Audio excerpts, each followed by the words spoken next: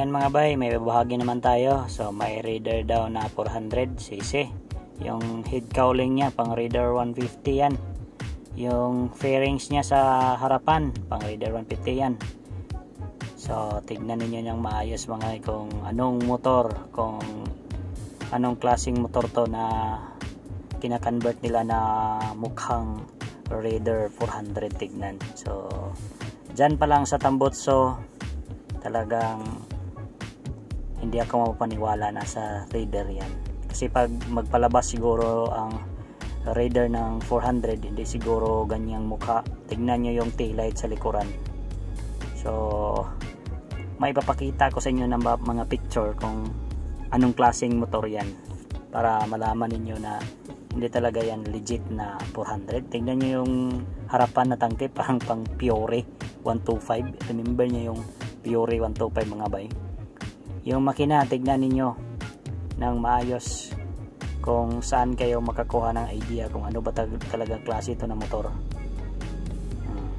Sinubukan natin na takbo. Ang napansin ko talaga mga bay, ganyan sa pagtakbo pa lang nakikita ko yung disc brake nya, yung design sa disc brake na single disc brake lang yung harapan, single disc brake lang yung likuran.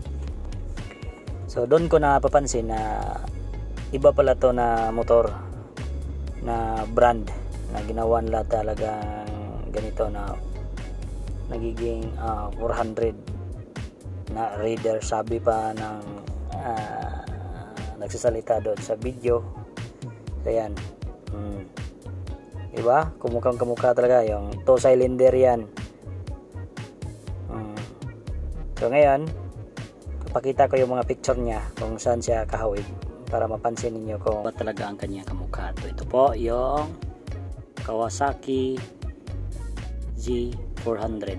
So yan po ang kanyang mukha. Tignan niyo ng maayos mga bay, di ba? Oh, di ba? Yung sa Tambotso pa lang kitang-kita niyo na. Tignan niyo yung disc brake niyan sa harapan at sa likuran, single lang yan. Oh, di ba?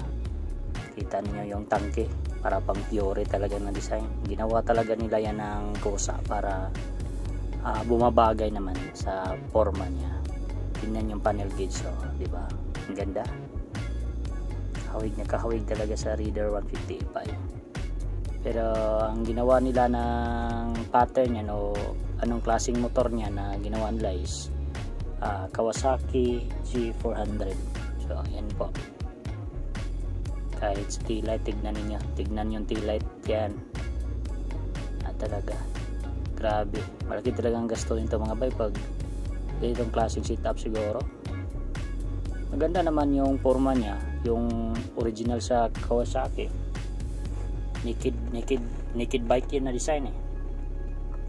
Kaya ginawa nila sa Raider.